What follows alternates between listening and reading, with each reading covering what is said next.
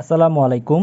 Short ম্যাথোট্রিক্স YouTube চ্যানেলের পক্ষ থেকে আপনাদেরকে জানাচ্ছি শুভেচ্ছা। আজ আপনাদের সাথে আলোচনা করব ধ্বনির পরিবর্তনের তৃতীয় পার্ট নিয়ে। ইতিমধ্যে আমরা আমাদের ইউটিউব চ্যানেলে প্রথম পর্ব এবং দ্বিতীয় পর্ব আপলোড করে দিয়েছি। যারা দেখেননি তারা অবশ্যই দেখে নেবেন, কারণ প্রথম দুটি পর্ব না দেখলে আপনি এই তৃতীয় পর্বটি তেমন ভালো বুঝতে পারবেন না। তো আজকের পর্বটি হচ্ছে আমাদের শেষ পর্ব, এবং আজকের পর্বের আমরা যেই অংশটুকু দেখব, দেখার পরে আমরা এই কোশ্চেনগুলোর সলভ করব। এখানে আমি আপনাদের জন্য বেশ কিছু কোশ্চেন লিখে রেখেছি। এখানের প্রত্যেকটা কোশ্চেন আপনারা সবাই সলভ করতে পারবেন আজকের ক্লাসটা যদি একদম প্রথম থেকে শেষ পর্যন্ত মনোযোগ সহকারে দেখেন। এখানে দেখেন আমি 5টা কোশ্চেন লিখে রেখেছি। এই 5টা কোশ্চেনকে আমরা ক্লাসের শেষে সলভ করব। তো সবাই মনোযোগ সহকারে প্রথম থেকে শেষ পর্যন্ত ভিডিওটা দেখব। তো তারই ধারাবাহিকতায় যেহেতু আমরা প্রথম পর্ব দ্বিতীয় পর্ব আপলোড করে দিয়েছি ধ্বনির পরিবর্তনের, আজকের তৃতীয় পর্ব, এবং তৃতীয় পর্বতে আমরা দেখব অপিনিহিতি কী এবং অপিনিহিতি সম্পর্কে আমরা ডিটেলসে আজকের আলোচনা করব। তো চলেন আমরা আমাদের ক্লাসটা শুরু করি। আমরা গত দুটি পর্বে 10টি ধ্বনির পরিবর্তন নিয়ে আলোচনা করেছিলাম। আজকের হচ্ছে 11তম পয়েন্ট লিখেন, এবং 11তম পয়েন্টে লিখেন হচ্ছে অপিনিহিতি। তো ভাইয়া এই অপিনিহিতি কি? প্রথমে আপনাকে এটার সংজ্ঞাটা জানতে হবে, ঠিক আছে? তো চলেন আমরা একটু সংজ্ঞাটা দেখি অপিনিহিতি কি। সবাই একটু সংজ্ঞাটা লিখেন, যেরকম পরের ইকার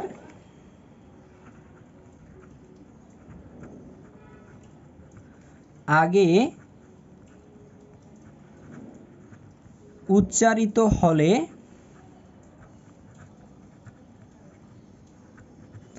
পরের ইকার আগে উচ্চারিত হলে কিংবা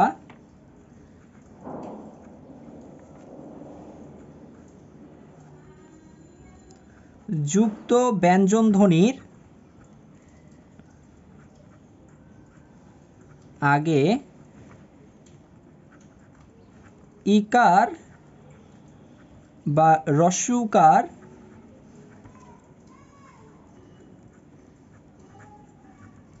উচ্চারিত হলে তাকে অপিনিহিতি বলা হয়। তাকে কি বলা হয়? অপিনিহিতি বলা হয়। তো আমরা যেটা শিখবো সেটা অবশ্যই আগে আমাদেরকে একটু সংজ্ঞাও দেখতে হবে বইয়ের ভাষায়।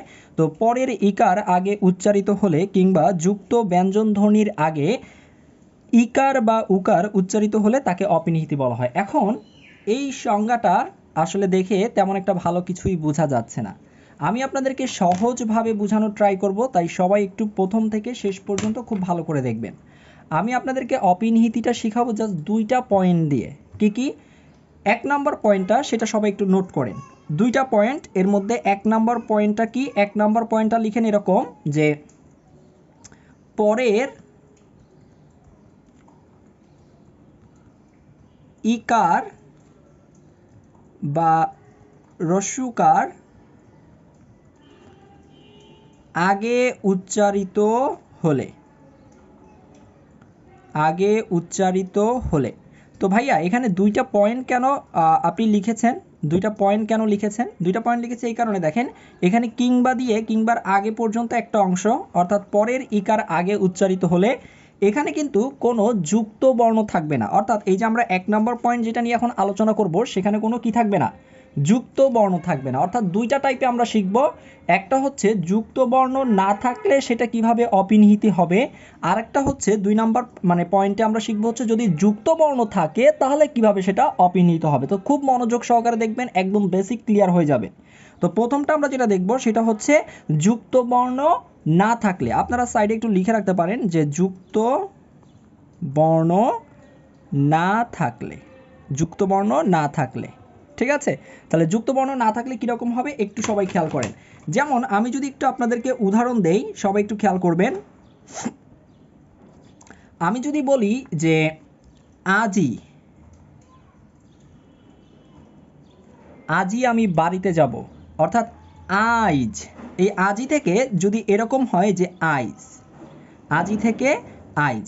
আচ্ছা, আপনাদের যখন পার্ট 1 এবং পার্ট 2 ক্লাস নিয়েছিলাম ধ্বনির পরিবর্তনে, তখন একটা খুব গুরুত্বপূর্ণ কথা বলেছিলাম, যদি কেউ ভুলে যান তাদের জন্য আবার রিপিট করছি। একটা কথা মনে রাখবেন যে ধ্বনির পরিবর্তন মানে কেবল উচ্চারণের পরিবর্তন। অর্থের কিন্তু কোনো পরিবর্তন হবে না। ভাইয়া কীরকম অর্থের পরিবর্তন হচ্ছে না, শুধু উচ্চারণের পরিবর্তন হচ্ছে, ব্যাপারটা কীরকম? যেমন আমি যদি বলি আজি, আজি মানে কি, অর্থাৎ আজকেরই বুঝাচ্ছি, তাই না? আজকেরই আমার বাড়ি যাওয়া উচিত, আজই আমার বাড়ি যাওয়া উচিত, তার মানে দুইটার একই অর্থ। আইজ, আইজ আমি বাড়ি যাব, আইজ, তার মানে এই যে আজি এবং আইজ এই দুইটা অর্থের কিন্তু কোনো পরিবর্তন হয় নাই, শুধুমাত্র দেখেন উচ্চারণের পরিবর্তন। ভাইয়া উচ্চারণের যে পরিবর্তন হয়েছে সেটা আমরা কিভাবে বুঝবো, একটু খেয়াল করে দেখেন। সব সময় আপনাদেরকে বলেছি, আপনারা ধ্বনির পরিবর্তন যদি ভালোভাবে পরীক্ষায় ফুল মার্ক মানে করে আসতে চান, আপনাদেরকে ধ্বনির পরিবর্তনটা ভাঙা শিখতে হবে, অর্থাৎ এই শব্দগুলোকে ভাঙতে হবে। যেমন আমরা যদি একটু এই আজিকে এবং আইজ এটাকে ভাঙি তাহলে কি পাই একটু খেয়াল করেন। স্বরে আ, বর্গ জ, রস্বই, ঠিক আছে? এই যে রস্বইকার, এর কারণে হচ্ছে রস্বই। তাহলে আজিকে ভাঙলে আমরা পাচ্ছি স্বরে আ প্লাস বর্গ জ যোগ রস্বই। ঠিক একই রকমভাবে যদি আমরা আইজকে ভাঙি তাহলে কি পাবেন দেখেন তো, স্বরে আ যোগ রস্বই যোগ বর্গ জ। তাহলে এবার একটু সুন্দর করে ভালো করে মিলাই নেন, দেখেন পরের ইকার, পরের ইকার কোথায়, এই যে শেষে, আবার অর্থাৎ সবার শেষে যেই রস্বইটা আছে, অর্থাৎ পরের ইকার বা উকার আগে উচ্চারিত হলে, এবং এগুলো হবে যুক্ত বর্ণ না থাকলে। এখানে কিন্তু আজি লিখতে কোনো যুক্ত বর্ণ নাই, আইজ লিখতে কোনো যুক্ত বর্ণ নাই। তাহলে এই দেখেন স্বরেয়া বর্গজ রস্বই, এই যে রস্বই সবার শেষে আছে, এইটা আইজ লিখতে গিয়ে দেখেন রস্বইকারটা শুধু আগে চলে এসেছে, সবই ঠিক আছে। স্বরেয়া বর্গজ রস্বই, রস্বইটা সবার শেষে ছিল, এই সবার শেষের বা পরের রস্বইকারটা আগে উচ্চারিত হয়েছে, অর্থাৎ এইখানে চলে আসছে, এই রস্বইটা দ্বিতীয় স্থানে চলে আসে শেষ স্থান থেকে, তাই না? তাহলে দেখেন কি, অর্থাৎ পরের ইকার আগে উচ্চারিত হয়েছে, তার জন্য এটা হচ্ছে কি অপিনিহিতি। তার মানে আজি, আজি থেকে আইস, তার মানে এটা হচ্ছে কিসের উদাহরণ, এটা হচ্ছে অপিনিহিতির উদাহরণ। সবাই কি বুঝতে পেরেছি? আচ্ছা, এবার আরো কিছু উদাহরণ দেন ভাইয়া, তাহলে আরেকটু মানে জমবে, তাই না? আসেন, যেমন আমি যদি বলি যে চারি, চারি অথবা চার, তো এই যে দেখেন চারি অথবা চার, এইটাকে যদি আমরা একটু ভাঙি তাহলে কি পাই খেয়াল করে দেখেন, চ আ রস্বই এবং হচ্ছে র।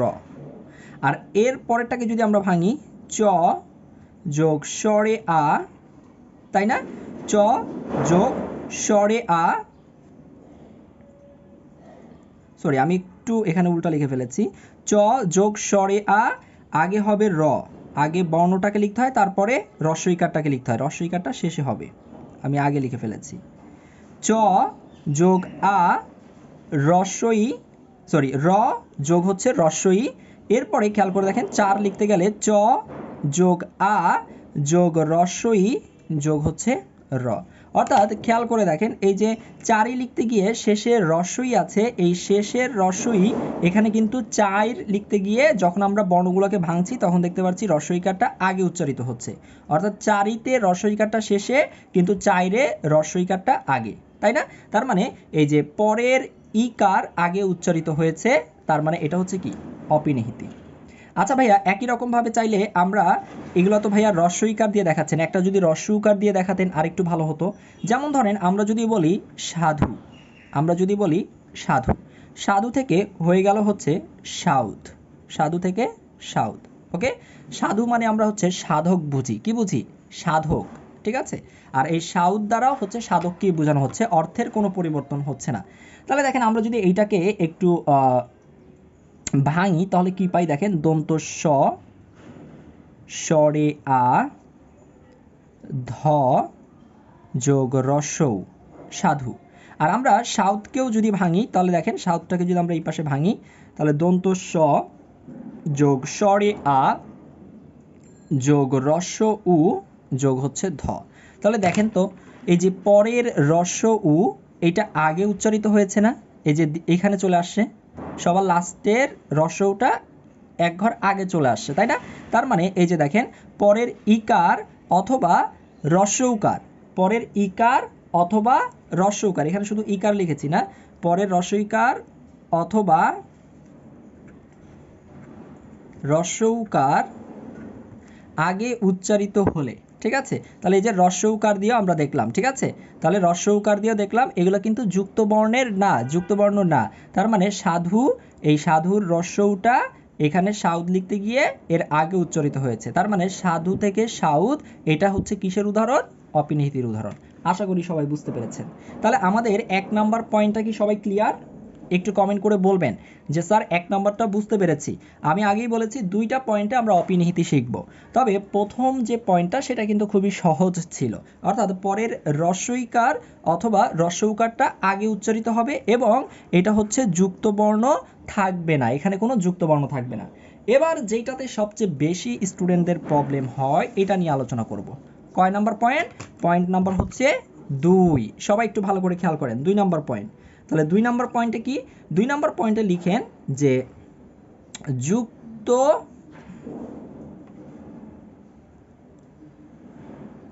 ব্যঞ্জন ধ্বনির পূর্বে নতুন করে স্বর আসবে। নতুন করে স্বর আসবে মানে হচ্ছে স্বর ধ্বনি আসবে আর কি, বা কার আসবে আমরা বলতে পারি, ঠিক আছে। কারণ স্বরবর্ণের সংক্ষিপ্ত রূপকে কি বলা হয়? কার বলা হয়। যুক্ত ব্যঞ্জন ধ্বনির পূর্বে নতুন করে স্বর আসবে। এখন এই উদাহরণটা দিতে গেলে অনেকেই এই জায়গাটাতেই প্যাচ খেয়ে যাবেন। কোন জায়গাটাতে প্যাচ খাবেন আমি সব কিছু আপনাদেরকে ধরাই দিচ্ছি। যেমন আমি যদি এখন আপনাদেরকে কিছু লিখে দেখাই এরকম, আমরা কিন্তু এখন দ্বিতীয় পয়েন্টে নিয়ে আলোচনা করছি। এই যে যুক্ত ব্যঞ্জন ধ্বনির আগে রস্যইকার বা রস্যউকার উচ্চারিত হলে তাকে অপিনিহিত বলা হয়। এবার প্রথমে আমরা আলোচনা করেছিলাম যুক্ত বর্ণ না থাকলে সেগুলো নিয়ে 1 নম্বর পয়েন্টে, এখন আলোচনা করছি যুক্ত বর্ণ যুক্ত শব্দ থাকলে সেগুলো কিভাবে অপিনিহিত হবে। ওকে, আচ্ছা, যুক্ত ব্যঞ্জন ধ্বনির পূর্বে নতুন করে স্বর আসবে। ভাইয়া একটু উদাহরণ দেন তো দেখি। যেমন আমরা যদি বেশ কিছু শব্দ লিখি, যেমন ধরেন আমি যদি বলি সত্য, সত্য থেকে হচ্ছে সত্য। এরপরে যদি ধরেন আমি বলি রাজ্য, রাজ্য থেকে হচ্ছে রাজ্য। এরপরে ধরেন আমি যদি বলি বাক্য, বাক্য থেকে হচ্ছে বাক্য। এখন সবচেয়ে মজার ব্যাপার হচ্ছে আপনারা বলতে পারেন স্যার উদাহরণগুলো তো খুব সহজই লাগছে, এখানে আসলে প্যাচের কোথায়? প্যাচের ব্যাপারটা হচ্ছে অপিনিহিতি এবং মধ্য স্বরাগমের মধ্যে আপনাদের প্যাচ লেগে যায়। কেন স্যার? কারণ অনেকের দৃষ্টিতেই, মানে আপাত দৃষ্টিতে আপনাদের কাছে চোখে এটা মনে হতে পারে যে স্যার এখানে সত্য ছিল, মাঝখানে শুধু একটা রস্যই এসেছে।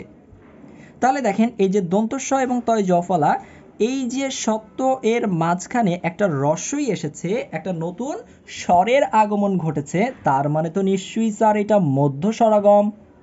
এইখানেই এসে আপনারা ভুলটা করবেন, কারণ এই যে সত্য, এখানেও সত্য আছে কিন্তু মাঝখানে একটা রস্যই চলে এসেছে, সবাই ভাববে মাঝখানে একটা স্বরের আগমন হয়েছে, তার মানে এটা মধ্য স্বরাগম, তাই না? আবার একই রকমভাবে রাজ্য, স্যার রা এবং বর্গজয় জফলা, তাই না? তার মানে হচ্ছে সবই তো ঠিক আছে স্যার, শুধু মাঝখানে একটা রস্যই যুক্ত হয়েছে, তাই না? তাহলে মনে হচ্ছে এই যে রস্যই একটা মাঝখানে এসেছে, তার মানে হচ্ছে এটা মধ্য স্বরগম মনে হচ্ছে। একই রকমভাবে বাক্য, বাক্য দেখে বাক্য, মাঝখানে একটা রস্যই চলে আসছে, তার মানে এটা মনে হয় মধ্য স্বরাগম। তার মানে প্যাচটা কোথায় লাগবে বলেন তো? বেশিরভাগ স্টুডেন্টরা এই উদাহরণগুলোকে মনে করবে, মনে করবে, মনে করবে, বেশিরভাগ স্টুডেন্টরা এটাকে মনে করবে হচ্ছে মধ্য স্বরাগম। আসলে তো এগুলা মধ্য স্বরাগম নয়, এগুলা কি? এগুলো হচ্ছে অপিনিহিতির উদাহরণ, এগুলো হচ্ছে অপিনিহিতির উদাহরণ। এখন স্যার কিভাবে বুঝবো যে এটা মধ্য স্বরাগম নয়, এটা অপিনিহিতি? এবার এটা একটু ক্লিয়ার করেন, তাই না? এটা হচ্ছে আপনাদের কোশ্চেন। আসেন আমরা খুব সুন্দর করে একটা ছক এঁকে চার্টের মাধ্যমে আমরা এটা দেখব, ঠিক আছে? সবাই কি রেডি? সবাই রেডি? আচ্ছা আসেন তাহলে আমরা একটা ছক আঁকবো। এখন আসেন আমরা একটা ছক আঁকবো। আসেন আমরা একটা ছক আঁকি। আগে আমি যেভাবে লিখি আপনারা সেভাবে লিখে নেন, ঠিক আছে? সবাই লিখেন এখানে যে মধ্য স্বরাগম, মধ্য স্বরাগম। আচ্ছা আমি যখন পার্ট 1-এর ক্লাস নিয়েছিলাম। কতজন বলতে পারবেন দেখি? আপনাদেরকে একটু সময় দিচ্ছি। এই মধ্য স্বরগমের আরও কয়েকটা নাম আছে, কার কার মনে আছে বলেন তো? পরীক্ষায় কিন্তু মধ্য স্বরগমই যে শুধু আসবে অপশনে, ব্যাপারটা এরকম না। মধ্য স্বরগমের পরিবর্তে আরও কয়েকটা নাম আছে। ধরেন একটা মানুষের 2-3টা নাম আছে, তাই না? অনেক ডাক নাম থাকে, ভালো নাম থাকে, আসল নাম থাকে, আমরা বলি, তাই তো? তো এই মধ্য স্বরগমেরও আরও কয়েকটা নাম আছে। কে কে বলতে পারবেন দেখি? কমেন্ট করেন তো। আমি লিখার আগে কে কে বলতে পারবেন মধ্য স্বরগমের আর কি কি নাম আছে? ওকে, আপনারা চেষ্টা করেন, আমি লিখে দেখাচ্ছি। মধ্য স্বরগমের অপর আরেকটা নাম হচ্ছে বিপ্রকর্ষ। বিপ্রকর্ষ। এখন কোনো কোনো সময় অপশনের ভিতরে মধ্য স্বরগম দিতে পারে, সেটা যাহা। বিপ্রকর্ষ বলে দিতে পারে, সেটাও সেম। অথবা এই মধ্য স্বরগমের আরেকটা নাম হচ্ছে স্বরভক্তি। স্বরভক্তি। তার মানে এই নামগুলো কিন্তু আপনাকে অবশ্যই মনে রাখতে হবে। মধ্য স্বরগম যাহা, বিপ্রকর্ষ তাহা, স্বরভক্তিও তাহা। তাহলে আমরা এখন এক পাশে মধ্য স্বরগম এবং এক পাশে অপিনিহিতির উদাহরণগুলো দেখব, তাহলে আমাদের কাছে ব্যাপারটা একদম জলের মতো ক্লিয়ার হয়ে যাবে। ঠিক আছে, আসেন। আর এই পাশে লিখি হচ্ছে অপিনিহিতি।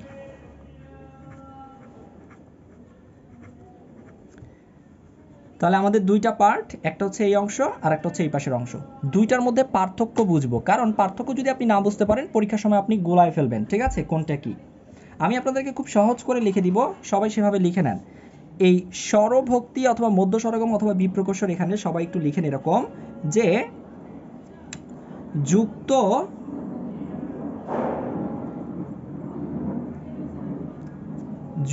ব্যঞ্জনকে ভেঙে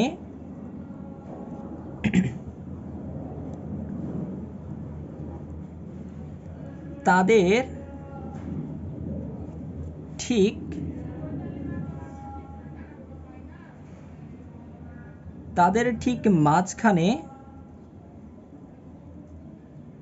নতুন করে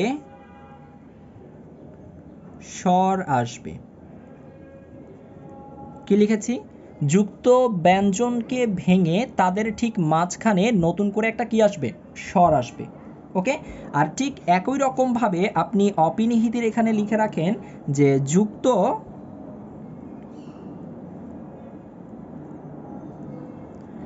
ব্যঞ্জনকে না ভেঙে, যুক্ত ব্যঞ্জনকে না ভেঙে তাদের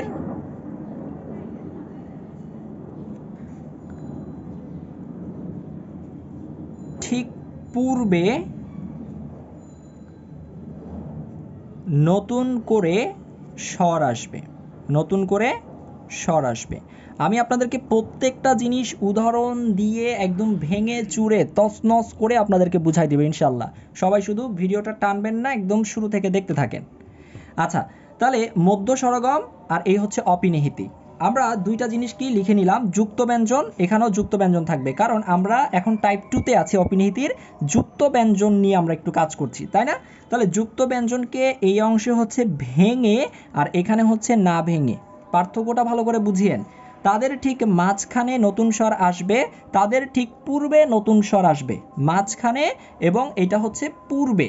ঠিক আছে, আমরা কিছু উদাহরণ লিখি, তাহলে আমাদের বুঝতে ব্যাপারটা আরো একটু সহজ হবে।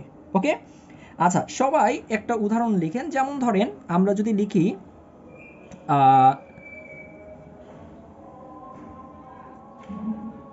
ফিল্ম। এই যে ফিল্ম লিখলাম, ফিল্ম থেকে আমরা যদি লিখি হচ্ছে ফিল্ম, ফিল্ম, তাহলে দেখেন এটা যে মধ্য স্বরগম, ভাই কিভাবে বুঝবেন? ফিল্ম, ফিল্ম থেকে হচ্ছে ফিল্ম, এটা যে মধ্য স্বরগম কিভাবে বুঝবেন? ওই যে আগে বলেছি, আপনার ধ্বনি পরিবর্তন মানেই হচ্ছে আপনাকে ভাঙা শিখতে হবে। ঠিক আছে, আপনাকে কি শিখতে হবে? ভাঙা শিখতে হবে। তো চলুন আমরা এবার এই ফিল্ম এবং ফিল্মকে ভাঙি, কি কি পাই একটু দেখি। ফিল্মকে যদি আমরা ভাঙি তাহলে আমরা কি কি পাচ্ছি? তাহলে আমরা পাচ্ছি হচ্ছে ফ যোগ রসই, তাই না, যোগ ল যোগ হচ্ছে ম, তাই তো? আচ্ছা, তাহলে আমরা এটাকে ভাঙলাম। এবার আমরা একটু ফিল্মকে ভাঙি। প্রথমে পাবো হচ্ছে ফ, তারপরে হচ্ছে রসই, তারপরে হচ্ছে আবার পাবো ল, তারপরে হচ্ছে পাবো রসই, তারপরে পাবো হচ্ছে ম। তাহলে একটু খেয়াল করে দেখেন, এই যে ফিল্মকে ভাঙলাম এবং ফিল্মকে ভাঙলাম, পার্থক্যটা আসলে কোন জায়গাতে খেয়াল করে দেখেন। আমাদের যুক্ত যুক্ত ব্যঞ্জন, যুক্ত ব্যঞ্জনটা কোথায় ছিল? এই জায়গাটাতে ছিল। ল এবং ম দুইটাই হচ্ছে ব্যঞ্জন বর্ণ, তাই না? এবং ল এবং ম এরা যুক্ত অবস্থায় আছে। তাহলে এই লকে যখন ভাঙলাম এবং মকে যখন ভাঙলাম, এই হচ্ছে আমাদের যুক্ত ব্যঞ্জনকে ভাঙলে আমরা কি পাই? ল এবং ম পাই। তাহলে বলেছে যুক্ত ব্যঞ্জনকে ভেঙে তাদের ঠিক মাঝখানে নতুন করে স্বর আসে। দেখেন এবার এই অংশটাতে এই দেখেন ফ এর জায়গায় ঠিক আছে, রস্বই রস্বইর জায়গায় ঠিক আছে, ল এর জায়গায় ঠিক আছে, ম এর জায়গায় ঠিক আছে। এই ল আর ম অর্থাৎ যুক্ত ব্যঞ্জন এটা ভেঙে তাদের ঠিক মাঝখানে, এই যে তাদের ঠিক মাঝখানে অর্থাৎ ল এবং ম, এই ল এবং ম এর ঠিক মাঝখানে একটা কি হয়েছে? নতুন স্বরের আগমন ঘটেছে, তাই না? তার মানে যদি যুক্ত ব্যঞ্জনকে ভেঙে তাদের ঠিক মাঝখানে নতুন করে স্বর আসে তখন সেটাকে বলবো আমরা মধ্য স্বরাগম। তার মানে ফিল্ম থেকে ফিল্ম এটা হচ্ছে কিন্তু মধ্য স্বরাগম। ওকে, আচ্ছা আমরা আরও কিছু মধ্য স্বরাগমের উদাহরণ দেখি, তারপরে আমরা অপিনিহিতির উদাহরণ দেখব, ঠিক আছে? যেমন ধরেন আপনাকে যদি বলা হয় যে মুক্তা, ঠিক আছে? আমরা রস্বই দিয়ে দেখেছি, এবার আমরা একটু রস্য দিয়ে দেখি, ঠিক আছে? যেমন ধরেন আমরা যদি লিখি হচ্ছে মুক্তা, মুক্তা থেকে হচ্ছে মুকুতা, মুক্তা। এবার আসেন আমরা এটাকে ভাঙি, মুক্তাকে ভাঙলে কি কি পাই একটু সবাই খেয়াল করে দেখেন। ম যোগ রস্য উ যোগ ক যোগ ত যোগ আ। আমি আবারও বলছি এই ভাঙাটা কিন্তু খুব বেশি জটিল না। আপনি মুক্তা এই শব্দটাকে উচ্চারণ করতে গিয়ে যেই যেই বর্ণগুলো আসে জাস্ট সেইগুলোই আমরা এখানে লিখছি, তাই না? তাহলে এই হচ্ছে আমাদের মুক্তাকে ভাঙলে আমরা এভাবে পাই, তাই তো? এবার আমরা একটু দেখব মুকুতাকে ভাঙলে কি পাই। ম যোগ রস্য উ যোগ ক যোগ রস্য উ যোগ ত যোগ হচ্ছে আ। তাহলে দেখেন আসলে পার্থক্যটা কোন জায়গাতে আসলো ভাইয়া? পার্থক্যটা হচ্ছে এই হচ্ছে আমাদের যুক্ত বর্ণ, তাই না? কয়ত, এই হচ্ছে কয়ত।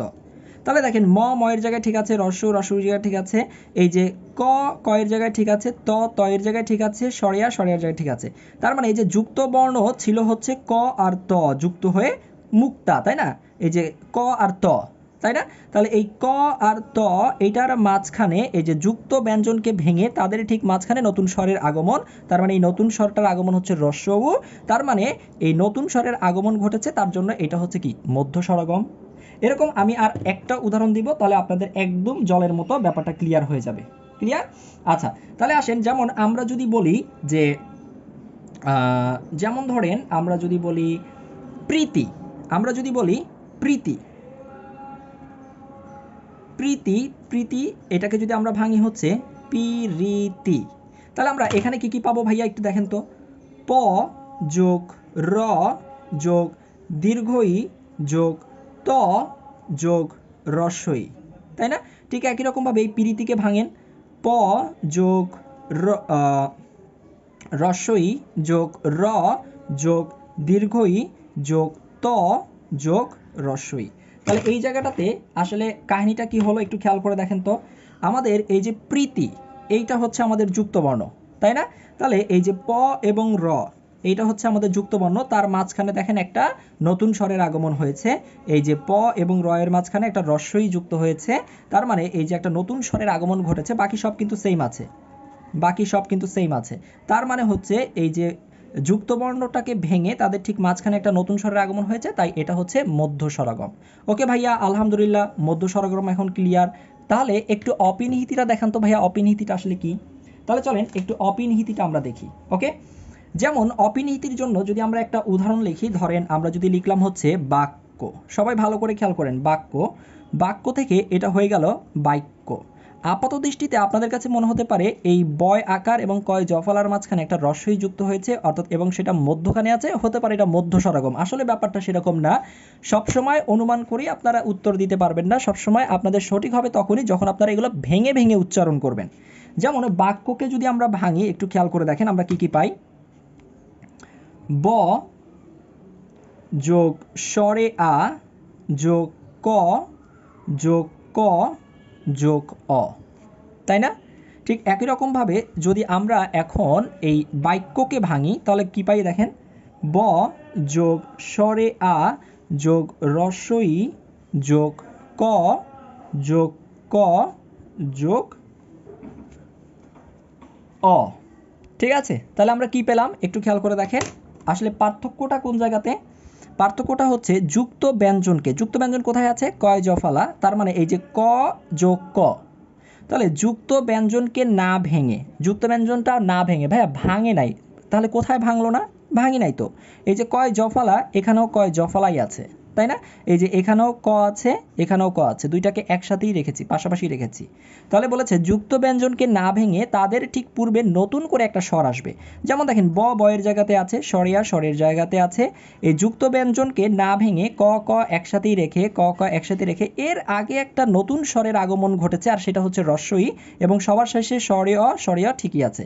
তাহলে যুক্ত ব্যঞ্জনকে না ভেঙে তাদের ঠিক পূর্বে নতুন স্বর আসলে সেইটাকে বলা হয় অপিনিহিতি। তার মানে এখানে বাক্য, বাক্য থেকে বাক্য, এইটা হচ্ছে কিন্তু অপিনিহিতির উদাহরণ। সবাইকে বুঝতে পেরেছি? আচ্ছা ভাইয়া, এরকম আরেকটা উদাহরণ দেন তো ভাইয়া, তাহলে আরেকটু বুঝতে পারবো। ওকে, আসেন আরেকটা উদাহরণ দেই। সেটা হচ্ছে যেমন ধরেন আমরা যদি বলি রাজ্য, আমরা যদি বলি রাজ্য, রাজ্য থেকে হচ্ছে রাজ্য, তাই না? আচ্ছা, তাহলে এই রাজ্যকে আমরা একটু ভাঙি তো। রাজ্যকে ভাঙলে আমরা কি পাই? র যোগ স্বরে আ যোগ বর্গ জ যোগ বর্গ জ যোগ স্বরে অ। তাহলে ভাইয়া রাজ্যকে ভাঙেন তো। র যোগ আ যোগ রস্বই যোগ বর্গ জ যোগ বর্গ জ যোগ হচ্ছে স্বরে অ। এই যে আমরা ভেঙে নিলাম। তাহলে ভাইয়া পার্থক্যটা কোথায়? যুক্ত ব্যঞ্জনকে না ভেঙে, যুক্ত ব্যঞ্জন মানে হচ্ছে জয় বর্গ জয় জফলা, তার মানে এই যে জয় জ, এটাকে না ভেঙে এই যে জয় জ ঠিকই আছে, পরে স্বরও আছে, পরে স্বরও আছে, এখানে র আছে, আ আছে, র আছে, আ আছে। তার মানে যুক্ত ব্যঞ্জনকে না ভেঙে তার ঠিক আগে বা তার ঠিক পূর্বে নতুন একটা স্বরের আগমন, সেটা হচ্ছে রস্বই। তাহলে এইটা হচ্ছে অর্থাৎ রাজ্য থেকে রাজ্য, এটা হচ্ছে অপিনিহিতির উদাহরণ। এরকম অনেক উদাহরণ আছে যেগুলো হচ্ছে আমাদের কি অপিনিহিতির উদাহরণ। যেমন যদি ধরেন আমরা যদি বলি ভাগ্য, ভাগ্য থেকে হয়ে গেল ভাগ্য। যদি ধরেন আমরা যদি বলি কন্যা, কন্যা থেকে হয়ে গেল কন্যা। ঠিক আছে, আমরা যদি বলি বন্যা, বন্যা থেকে আমরা বলতে পারি হচ্ছে বন্যা, বন্যা। যেমন আমরা যদি বলি গদ্য, গদ্য থেকে আমরা লিখতে পারি হচ্ছে গদ্য। এরকম একই রকমভাবে পদ্য, পদ্য থেকে আমরা বলতে পারি পদ্য। এই জিনিসগুলো হচ্ছে আমাদের কি অপিনিহিতি। তাহলে কি আমরা বুঝতে পেরেছি?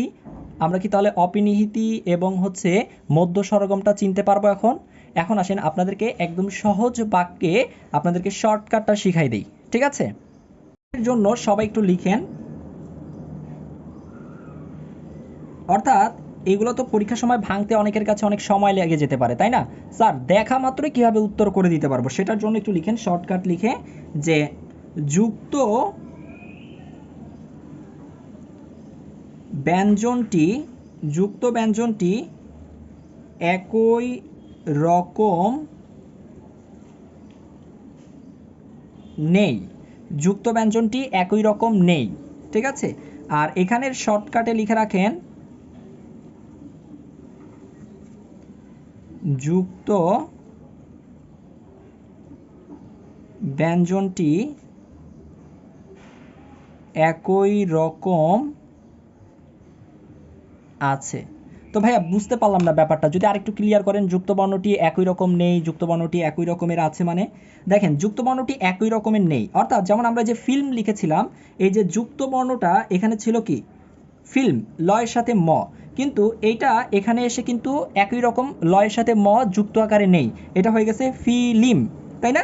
আবার ঠিক একই রকমভাবে এখানে দেখেন মুক্তা, কয় তয়ের সাথে একাত্রে ছিল যুক্ত বর্ণ আকারে, তাই না? কিন্তু এখানে এটা আলাদা আলাদা হয়ে গেছে, দেখেন মু কু তা, অর্থাৎ একই রকমের কিন্তু যুক্ত বর্ণটা একই রকমের থাকছে না, তাই না? ঠিক একই রকমের ভাবে দেখেন এখানে ছিল প্রীতি, পয় রফলা, তাই না? একসাথে যুক্ত ছিল, কিন্তু এখানে হয়ে গেছে পিরিতি, ঠিক আছে? এরকম টাইপের যদি আমরা ধরেন আরও উদাহরণ দেই, যেমন পেরেক, ঠিক আছে? পেরেক, ওইটাকে যদি আমরা বলি পেরেক, ঠিক আছে? তাহলে এবার অপিনিহিতির ক্ষেত্রে দেখেন যুক্ত ব্যঞ্জনটি একই রকম আছে, কীরকম? এই যে কয় জফলা যুক্ত বর্ণটি, এটা কিন্তু এখানেও কয় জফলা ছিল, যুক্ত বর্ণটি একই রকমের আছে। রাজ্য, রাজ্য জফলা, যুক্ত বর্ণটি কিন্তু সেম থাকছে, অর্থাৎ কোশ্চেন দেখেই আপনি কিন্তু অ্যান্সার করে দিতে পারছেন। একই রকমের ভাবে দেখেন ভাগ্য গয় জফলা, এখানেও কিন্তু গয় জফলা একই রকমের আছে, কোনো চেঞ্জ হয় নাই যুক্ত বর্ণটা। কন্যা কন্যা, বন্যা এই যে 9 জফলায় আকার 9 জফলায় আকার, গদ্য এই যে গদ্য, অর্থাৎ এই ক্ষেত্রে যুক্ত বর্ণটি কিন্তু একই রকমের আছে, আর এই ক্ষেত্রে যুক্ত বর্ণটি কিন্তু একই রকমের নেই। তাহলে কি আমরা চিনতে পেরেছি? তাহলে কি আমরা চিনতে পারবো এখন কোনটা মধ্য স্বরাগম এবং কোনটা অপিনিহিতি। এরই সাথে সাথে আমাদের ধ্বনির পরিবর্তনের পুরো টপিকটা সমাপ্তি ঘটলো। ঠিক আছে, এখন আমরা কে কতটুকু বুঝতে পেরেছি তার জন্য আমরা একটা পরীক্ষা দিব।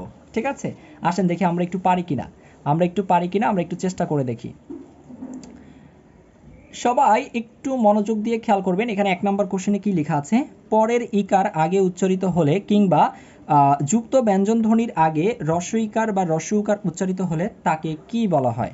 সবাই আমরা এখন পারবো, তাকে বলা হয় অপিনিহিতি, তাই না? আচ্ছা, এই যে কিছুক্ষণ আগে আপনাদেরকে শিখিয়েছিলাম বিপ্রকর্ষের অপর নাম কি, বিপ্রকর্ষের অপর নাম কি, দেখি কে কে বলতে পারবেন। বিপ্রকর্ষের অপর নাম মনে আছে, আপনাদেরকে শিখিয়েছি মধ্য স্বরগম অথবা বিপ্রকর্ষ অথবা স্বরভক্তি সবগুলো একই নাম প্রকাশ করে, তাই না? একই, অর্থাৎ এই মধ্য স্বরগমেরই অপর নাম হচ্ছে বিপ্রকর্ষ বা স্বরভক্তি। তাহলে বিপ্রকর্ষের অপর নাম কি? মধ্য স্বরাগম। ঠিক আছে, তো দেখি আপনারা আজকের ক্লাসটা কতটুকু বুঝতে পেরেছেন। আপনারা এই 3 থেকে 5 পর্যন্ত এই 3টা কোশ্চেন আপনারা সবাই আমাকে একটু সলভ করে অ্যান্সারগুলো পাঠান। দেখি 3 নাম্বারটা চেষ্টা করেন, আজি থেকে আইজ কোন ধরনের ধ্বনির পরিবর্তনের উদাহরণ, এবং 4 নাম্বারটা হচ্ছে ফিল্ম থেকে ফিল্ম, এটি কোন ধরনের ধ্বনির পরিবর্তনের উদাহরণ, এবং 5 নম্বরে হচ্ছে মুক্তা, মুক্তা থেকে মুকুতা, এটি কোন ধরনের ধ্বনির পরিবর্তনের উদাহরণ। দেখি সবাই 3, 4, 5 এই 3টা কোশ্চেন আপনারা HW করে আমাকে পাঠান। দেখি কতজন সঠিক উত্তর দিতে পারেন। যারা যারা সঠিক উত্তর দিতে পারবেন ধরে নিব যে তারা আজকের ক্লাসটা খুব ভালোভাবে বুঝতে পেরেছেন, এবং পরবর্তীতে আপনারা কোন লেকচারের উপরে আপনারা ক্লাস দেখতে চান, কোন ভিডিও আপনারা পেতে চান, সেটা নিয়ে অবশ্যই আমাদেরকে কমেন্ট করে জানাবেন, এবং আজকের ভিডিওটা কেমন লাগলো সেটাও অবশ্যই জানাবেন। সবাই ভালো থাকবেন, সুস্থ থাকবেন, আল্লাহ হাফেজ, আসসালামু আলাইকুম।